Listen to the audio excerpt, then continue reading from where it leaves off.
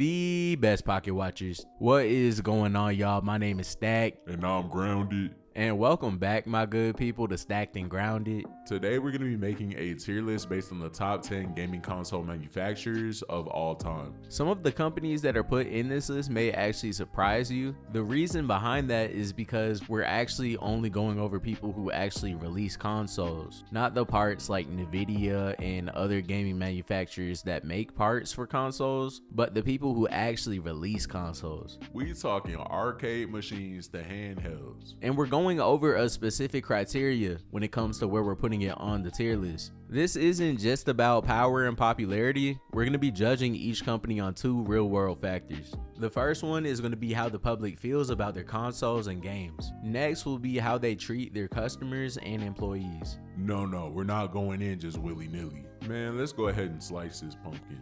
First one we're going to go over today is Meta. The owner of this brand is the Zuck, Mark Zuckerberg. I'm sure you've heard of this lizard because he also owns Facebook. Also, he owns Instagram and WhatsApp. But we're not about to be talking about the social media platforms today. As far as gaming goes, they're mostly known for their VR/AR hardware with their Meta Quest line. And their Meta Quest line is under their company Oculus.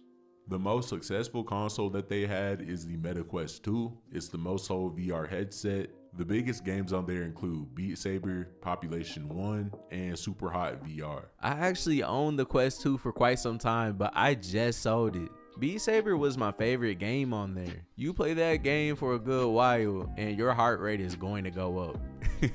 Your Apple Watch is going to think that you're just flailing your arms, or if anything, like you're playing the drums. And I also played VR Chat, but honestly, it was just too many kids and furries on it. Good game though. Now, their least successful console was the Oculus Rift, and it's PC tethered. It means if you don't have a PC to hook up to the headset, then you weren't able to do anything with it. So it was great tech, but it was honestly too expensive, it was niche, and it was a limited audience for it. As for recent news when it comes to Meta's VR headset line, some of the public is actually scared to touch these headsets. And the reason? Well, it's because they're concerns about privacy tracking, data collection, and pushing ads inside of VR. And also when it comes to Meta, they are the leaders at pushing mixed reality to the forefront and making it actually digestible. And they're doing this with the Meta Quest 3.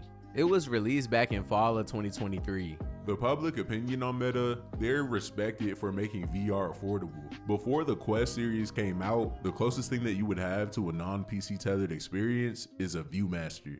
Now back to being serious. Back then, most competitors before had PC tethered headsets, and they would be extremely expensive. For example, the Valve Index was pretty cool. The controllers even have a special feature to where you can control the fingers on your hands. But, however, it was originally retailed at $999.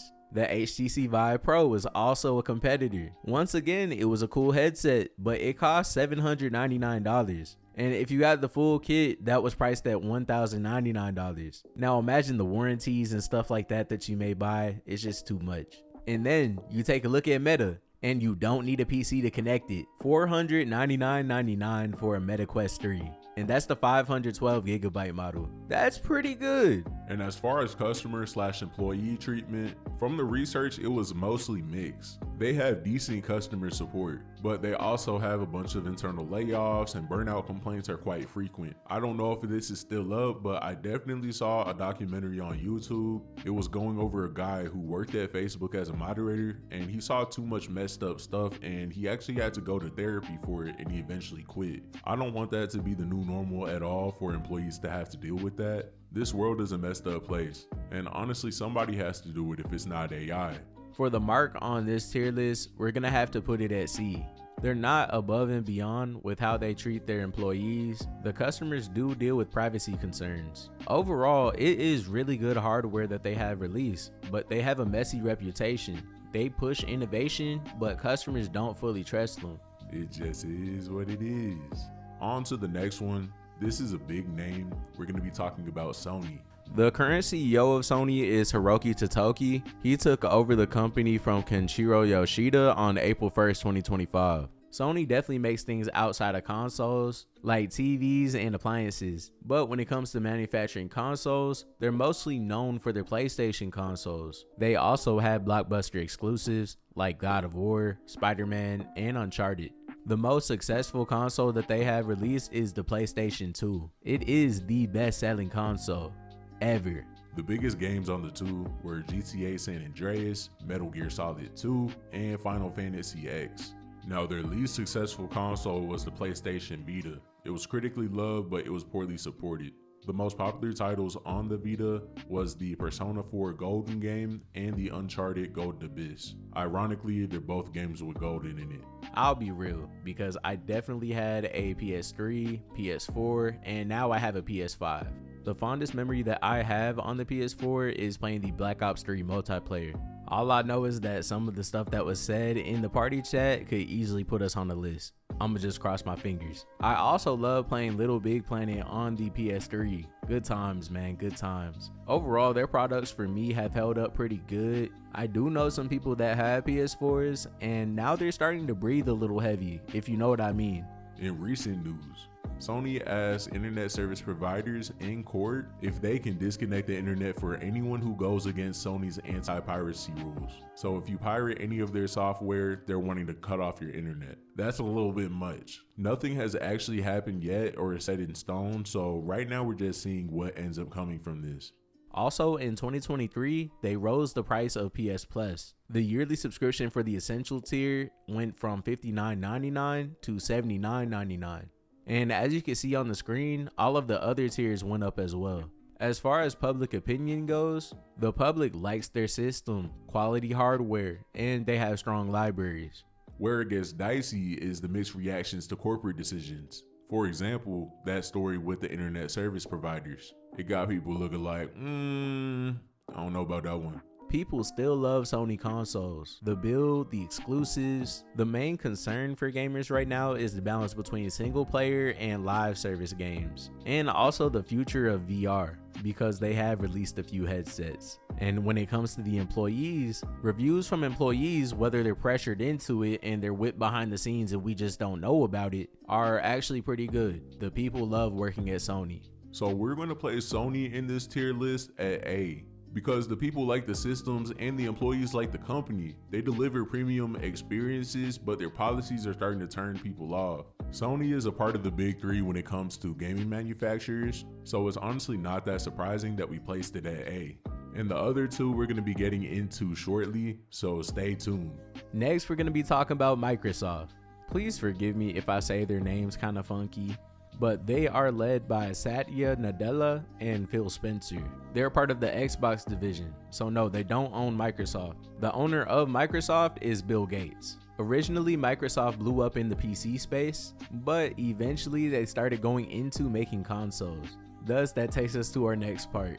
The most successful console for Microsoft is the Xbox 360. The Xbox 360 was one of the consoles that defined online gaming. The biggest games on there include Halo 3, Gears of War, and Call of Duty Modern Warfare 2. Their least successful console is the Xbox One.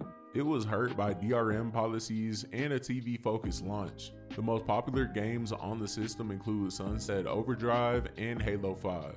I never actually owned an Xbox, but I was around people who did. And let me tell you, as a person who is loyal to Sony, holding their controller felt so weird. Eventually, I got over it. It's the same different toilet. And one of my relatives actually had an Xbox 360 and they played Left 4 Dead 2 on there. I was a kid at the time, and when I tell you that scared the shit out of me, it's so many different zombies on there. And I remember one called the Boomer. It would vomit up and all types of stuff, and I wasn't feeling it as a kid. I honestly don't do horror movies like that because I still like sleeping good. I do like zombies though. The Walking Dead is pretty fire.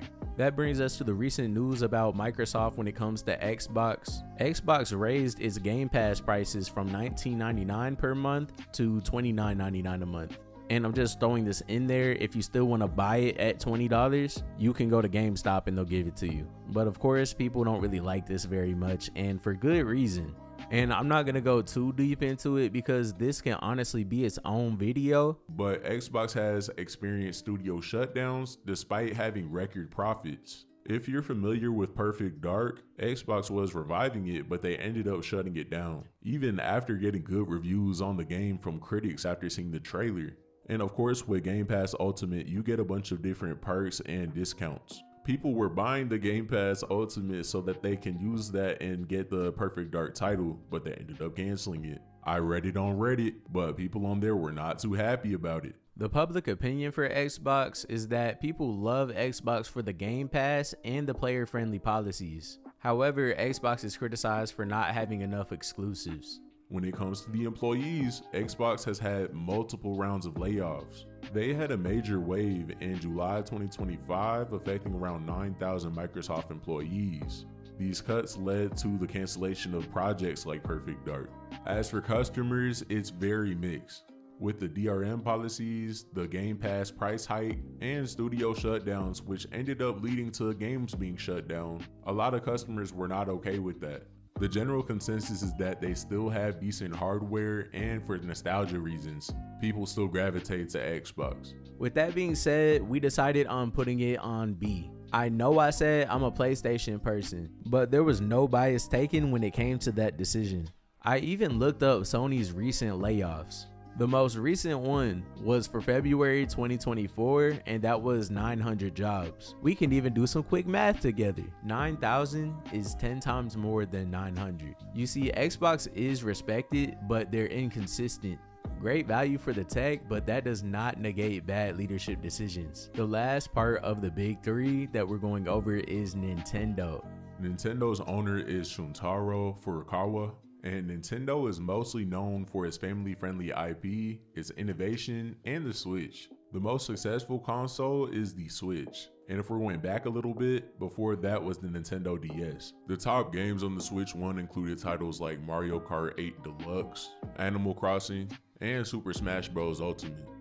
The least successful console for them was the Wii U. It was just a very confusing marketing campaign, and it had a barren third-party library. The best games on there though was Mario 3D World and Splatoon. My experience with Nintendo has overall been pretty positive. The only time I get a deep hatred for Nintendo is when I'm playing Mario Kart. I used to have a Nintendo DSi, and my favorite game on there, and it wasn't really a game, but Flipnote Hatsuna, I wouldn't be the same man speaking to you now if it wasn't for that application. So thank you. I also love the Wii. I played Sonic Riders Zero Gravity on there, and I also like Wii Sports and Wii Sports Resort. Those are all classics. As far as recent news from the company, the critics are saying that Nintendo is aggressively DMCA striking creators. Boy, if you know Nintendo, they do not like people streaming their games. And also when it comes to their brand new console, the Switch 2, in Nintendo's EULA, there are rules against modding or pirating games, and if you do, the system becomes brick,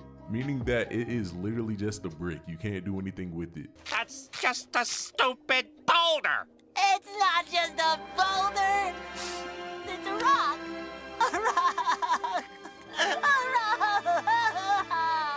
It's just a really expensive brick. Some countries are fighting against it. If you want, you could check out the video on our channel detailing the information about that. But obviously, the customer base is not happy with that.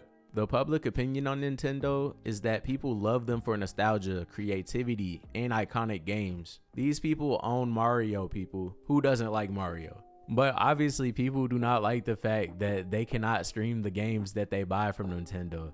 If they do anything different to their system, like if they put in a game that they bought on Marketplace from somebody, if they did any type of modding or anything to the game, then it'll automatically break the system. The people do not like that. As far as the employees, there are mixed opinions on working there, and the reason for that is that Nintendo hires contractors. The contractors feel like they're not being included in employee benefits, and because they're contractors, they're actually not getting any benefits from Nintendo. And it's also a weird place for career progression. Sometimes your growth pattern isn't really that clear. The people who aren't contractors and are working at Nintendo though, they love working there. They enjoy the benefits and working for the company.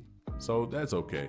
Me and Grounded are going to place, and I'm sorry if this offends any of you Nintendo fans, but we're gonna have to put this one at F. I know you're probably like, whoa, why'd y'all place it at F? The reason we did that is because we have never seen a video game manufacturer hate what the customers love so much. If you mod your Switch 2, it's brick. If you're hosting a video game tournament, you can't play Smash. You put a case from Etsy on your Switch 2. Nintendo is now at your door. No, I'm just kidding. But for real, in the space, we have never seen a company do that before, especially where they make their systems not work in certain scenarios. Nintendo definitely has family-friendly games on lock, and the titles that they currently own, like Mario and Zelda, they're simply unmatched when it comes to that. They're the most consistent brand in gaming history, and fans forgive everything because the games hit every time. However, for this tier list, that's not enough to get you over the hump. The main reason we put them here is because they treat their customers like garbage, but we're not taking that copium. Honestly, if Nintendo wasn't as strict as they are when it comes to their IPs, and just off of the systems themselves and the consistency, Nintendo would definitely be up at the top at S tier. For the next company, we're going to take it back a little bit. We're going to be talking about Atari. Atari is led by Wade Rosen. Atari is mostly known for arcade history and the 2600 console. Now that leads me to what their most successful console is. Well, of course, it's the Atari 2600. The most successful games on there include Pac-Man and Space Invaders. Their least successful console is the Atari Jaguar. The Jaguar was just a commercial disaster. The most popular games on that system included Alien vs. Predator and Tempest 2000. I've played on them though. Like, I've played Pac-Man and Space Invaders on arcades, but I've never owned a system that I kept at home. Atari has been around for a very long time, and they don't create modern day consoles anymore. The most recent news that I have for them is that back in 2023, they re-released the 2600 console. The re-release included a HDMI port added to the product. So if you ever want to get that retro feel on a brand new monitor, then that's the way to go. When it comes to employee satisfaction at Atari, the employees generally love the growth that the company provides. The culture is another big part they like, and the work-life balance. What employees don't like is the workload, management, and the compensation. They say benefits and pay could sometimes be more competitive. You're going to start to see a pattern when it comes to the companies and how they treat their employees. Atari's fans do run deep. A lot of the love from Atari comes from the deep nostalgia of it. Atari is just one of the OGs of gaming history. So with this company not being as relevant in today's gaming market, we decided on placing it on B. This is based off of their consoles and their arcade machines. They still make plenty of titles. They're only relevant when it comes to enthusiasts who love their retro systems, but people still play their games to this day. Next, we're going to talk about Sega. There are actually two owners of Sega, and I'm not going to go into the nitty-gritty of how they have their business set up, but one of the owners is Haruki Satomi, and the other owner is Suji Utsumi. The most successful console is the Sega Genesis. The most popular games on that system was Sonic the Hedgehog 2 and Streets of Rage 2. The least successful console from Sega, and it's actually two of them, the Dreamcast and the Sega Saturn, both struggled. The most popular games on those systems were Shenmue and Jet Set Radio. Now when I tell y'all, I love Sonic. I might need to go get checked for real. I never actually owned any of their consoles, but I've just played the games. I enjoyed most of the Sonic games. I like Sonic Unleashed, but after that, I never really liked any of their other games. I remember being a kid playing on my older sister's computer, and I would play Monkey Ball on there. And I got Super Monkey Ball for the GameCube. Oh, I love Super Monkey Ball. Dude, you like Super Monkey Ball? Pim. Bro, I knew I liked you, dude. Come here, bring it in. Bring it in, brother. Mr. Boss, that's nice. So when I saw that reference to Monkey Ball, I almost flipped a chair. No, I'm just playing. I just excelled a little bit faster. But generally, their games were better than their consoles. Thus, they're not in the business of making consoles anymore. As far as recent news, after the success of the Sonic movie franchise, grossing over $1 billion in a time where people do not go to theaters, Sega announced that they're going to revive Sonic. Of course, they have some movies set up, but they're planning on possibly doing remakes like Sonic Heroes and new titles. There's also rumors of new hardware, but there's nothing official. Look, all that new money, I just hope that they end up reviving the Sonic Archie series. All I want to do is play as Scourge the Hedgehog in a game. After that, I don't know what my next goal would be.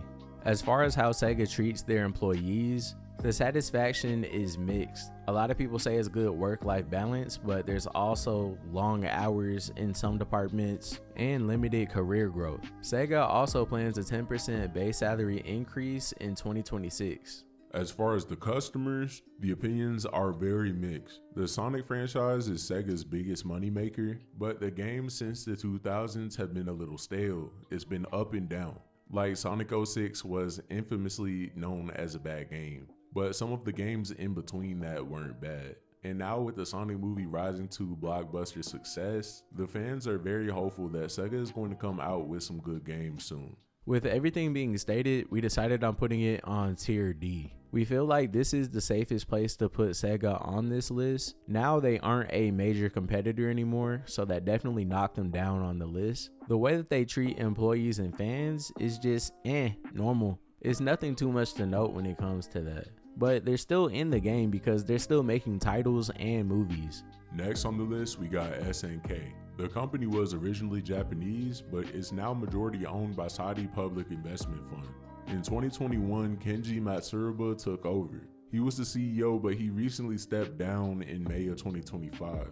SNK is mostly known for Neo Geo arcade systems and fighters like King of the Fighters. Their most successful console is the Neo Geo AES. The console included a lot of original titles like Metal Slug, especially X and 3, the King of Fighters, and Samurai Showdown 2 and 5 Special. Their least successful console is the Neo Geo CD. The most popular games on there is Poolstar, Metal Slug, Windjammers, and Neo Turf Masters.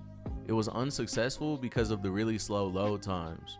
Now, neither one of us actually own one of these systems. The only contact that I've had with SNK were their arcade controllers. I went to a fighting game tournament years ago. Specifically, it was for Dragon Ball Z Fighters. I seen the arcade controllers in multiple hands. And if you're wondering how I did in the tournament, my second game was with Sonic Fox. You know, I did my thing for a little bit, but I wasn't able to hold out in the end.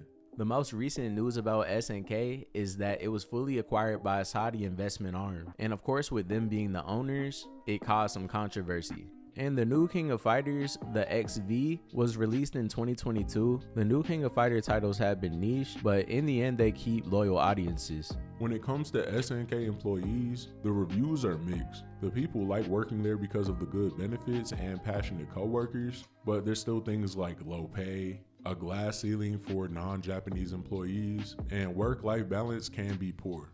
And the fans also have a pretty mixed perception of what they think about SNK. Of course, they like it for nostalgia reasons. They have had success when it comes to their King of Fighters franchise anniversaries. But when it comes to their more newer titles like Fatal Fury, City of Wolves, they fell short when it came to their commercial sales. Maybe it's because the newer titles don't have that much nostalgia around it. Either way, their newer titles suggest market challenges. We decided on placing it in the E tier. The reason we put it there is because SNK is not popular among modern day gamers. They were very innovative at the time when it came to their Neo Geo systems. We are not saying that they were not popular back in the day, but in the modern day, their games really aren't hitting like that. The people who enjoy their games are mostly people who love the nostalgia of it, and they like to collect retro gaming consoles. So yeah, it's not gonna be too high up there. Next, we're gonna be talking about Bandai Namco. The CEO's name is Yuji Asako. Bandai Namco isn't really known for releasing consoles, but they did release consoles back in the day.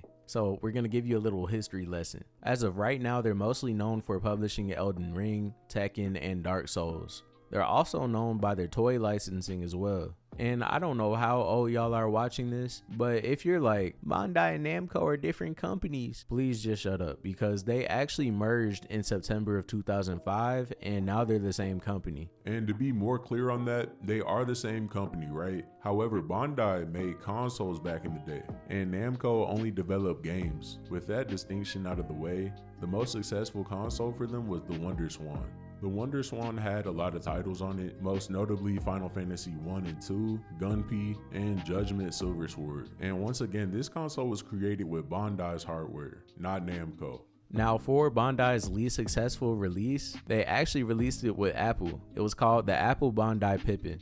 It was a major flop, selling around 42,000 units despite significant marketing. It was also priced too high at the time, and it competed with the PlayStation. In recent news, the most notable story coming from Bandai Namco is that Katsuhiro Harada, he is the legendary Tekken producer, and he announced his departure from the company at the end of 2025 after 30 years. When you look up recent news from the company, I promise that's all you're going to see. I'm sure I've owned some toys that were licensed by Bandai, but I know for certain that I've played games licensed by Bandai. For example, they are the primary rights holder for Dragon Ball video games and merchandise. That is a huge part of their revenue right now. And I also want to throw this in there. Namco created Pac-Man, and it was originally called Puckman. The more you know. When it comes to the employees at Bandai Namco, the reviews honestly don't look that good. Most of the employees are okay with the creativity that the company brings and their colleagues, but there are criticisms when it comes to the Japanese hierarchical management.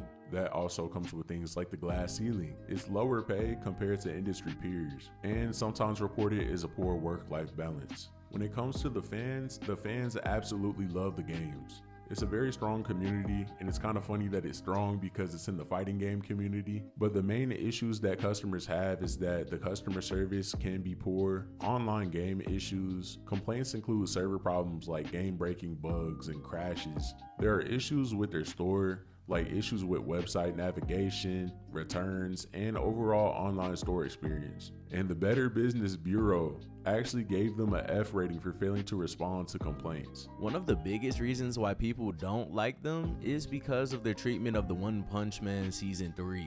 People are actually trying to boycott Bandai Namco because of that, and for good reason. Just look at what they did to my boy.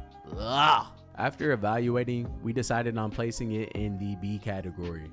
No, not just because it starts with B, but the reason we decided that is because they do have successful consoles, but nowadays they're mostly known for developing games. With successes like Elden Ring, Tekken, and Pac-Man, those are points for it to go up in the list. The reason why we didn't put it at A is because of the customer support being poor and the employees not being paid like their peers. Other than their poor customer service and their website issues, they are well liked. They give a strong treatment to their IPs, and they're rarely involved in any scandals. So we're just going to leave that one there. The next one we're going to be talking about, and this is going to be two different companies, but I wanted to put them together. We'll be talking about Asus and Lenovo. Now, if you hear the names, you immediately think PC gaming. However, the reason I chose to put Asus and Lenovo in the same category is because they both broke into the PC handheld space. Since 2019, Asus has had two co-chief executive officers, the first one being S.Y. Su and Samson Hu,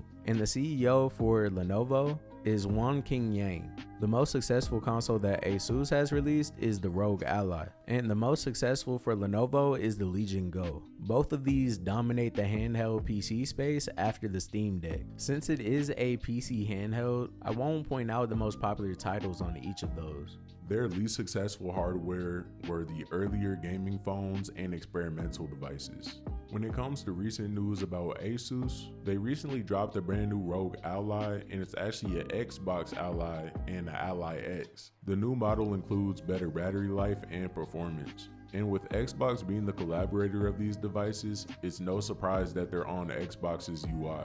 There are new chips and all sorts of things in the devices. So I definitely recommend checking out the reviews for it. This is a new device and it was released in October, so reviews might vary. When it comes to Lenovo, the recent big news for Lenovo is that they also released a brand new Legion Go 2. The new Legion Go 2 features brand new screens, a new processor, and they also plan on releasing accessories like an external battery pack for your extended play. So we never actually had either one of these consoles. I had one like it, but I'll get into that a little bit later. But we do think that it's a great thing to see PC gaming on handheld devices, because you can't just take your setup with you everywhere you go. So having it portable is definitely one of the main reasons to buy it. Now, when it comes to the employee satisfaction at Asus, the company has consistently been on Forbes' World's Best Employers list. They got this accolade in 2023, 24, and 25. I'm still gonna take it with a grain of salt. From reviews, I see that the company has a good work-life balance, the culture is described as friendly, and of course, it wouldn't be a tech job without good benefits. The same problems with some of these companies that I mentioned before, they have also fallen on Asus. The career growth with Asus is hard because of limited promotions, compensation, salaries can be average or low, and bonuses can sometimes be discretionary or delayed. And this here I think every job has, but issues with management. So at Asus, it can all vary by role and region. But overall, most people are happy to work there. And more of the same can be said with Lenovo as well. It's a strong culture and reputation, good benefits, and it's a collaborative environment. They also have the same challenges like Asus, like work-life balance, career growth, and management issues. But once again, most people do enjoy working there. Now, when it comes to the customers of these brands, it's a mixed bag we're looking at. On one hand, they're being praised for innovating the PC gaming space to be handheld. I'm sure there's a lot of handheld devices made for PC, but there's only 3 that I know at the top of my head. It's the Steam Deck, the Legion Go, and the Rogue Ally. You see, the actual performance of the games on these systems aren't bad, but both Lenovo and Asus have trouble around the battery life and the fan noise of these devices. Sure, they may fix them with the devices that just released last month, but it's too early right now for gamers to be like, oh yeah, this is the best thing since sliced bread. Just like these cars, it can be working well for the first month or so, but after that, it could just completely crap out. With that being said, we decided on putting it at tier C. They're not terrible. What gamer do you know that is only gonna play for 1 or 2 hours? Not many. And once again, we're basing this only off of the consoles that they make. So I'm not going into the PCs and the other things that they do. This is solely consoles. Asus and Lenovo still have quite a way to go when it comes to the console space, but there's definitely still time for them to jump up in the rankings, and with the new release of their products, hey, the reviews may be good after 6 months. We never know. The last company we're going to be going over today is Valve. Valve is owned by Gabe Newell. They're mostly known for Steam and their PC gaming dominance. The most successful hardware that they released is the Steam Deck. It is once again a PC handheld, and the least successful product is the Steam controller. I know you can say a Steam controller isn't really a console. Valve hasn't really released any consoles like a PS5 or Xbox One.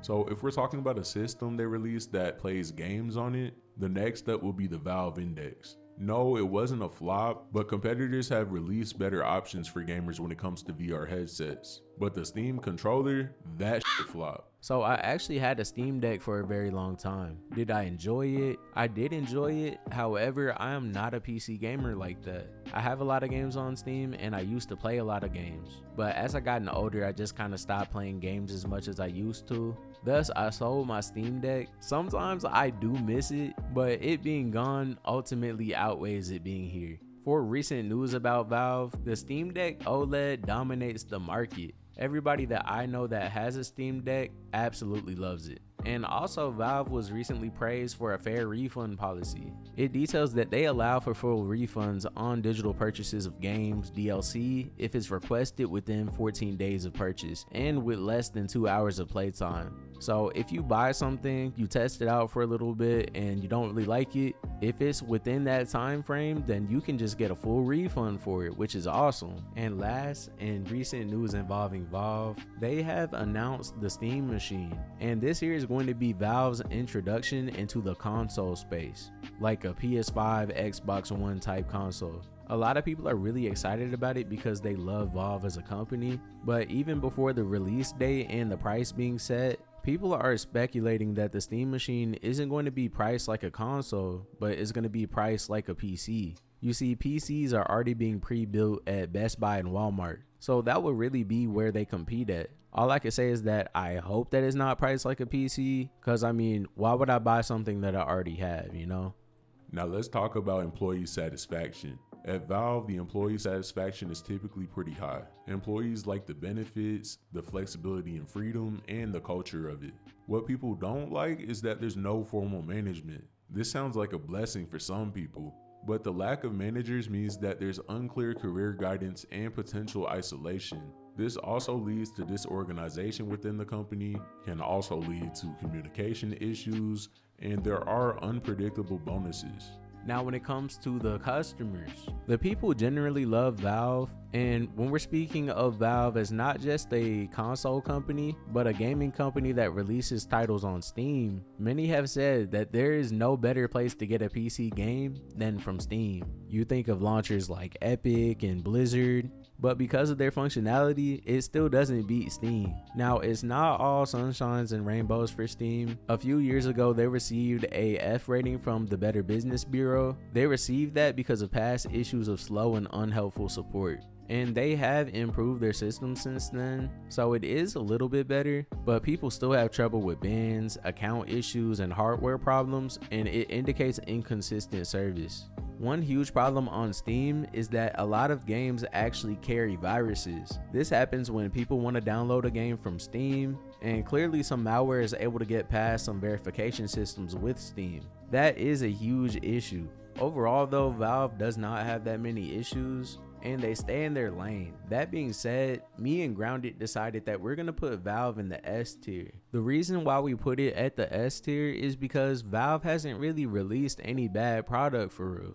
I mean, sure, you can maybe say the Steam controller, but as far as their other products go, they have really dominated. Valve continues player first decisions, and they're trusted by an entire PC gaming community. Steam is the #1 launcher for PC gaming. That means that 9 times out of 10, players are going to go to Valve Steam launchers. It's not because they have a monopoly, it's because they are the best.